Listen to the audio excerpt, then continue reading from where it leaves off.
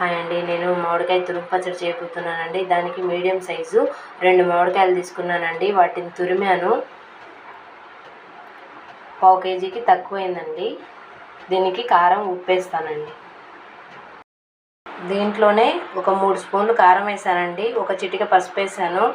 1.5 spoon salt వేసానండి. దీన్ని బాగా కలుపుదామండి. పోపు వేసుకుందామండి. పోపులో ఆవాలు, జీలకర్ర, ఇంగువ, మెంతులు వేసుకున్నామండి. అవి వేగాయి. ఇప్పుడు దీంట్లోనే ఈ తురిమి పెట్టుకున్న మామిడికాయ వేసేద్దామండి. తురిమి పెట్టుకున్నాం కదండి. కారం ఉప్పు కూడా ముందే కలిపేసాను కదండి. ఆ తురుమంతా ఇందులో వేసానండి. ఈ పోపులో చూడండి ఎంత కలర్ఫుల్గా ఎంత బాగుందో.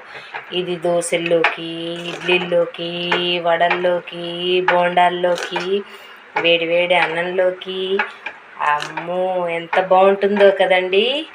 మీరు కూడా ట్రై చేసేయండి చక్కగా. ఆగండి, అలాగే ఉత్తపప్పు అండి.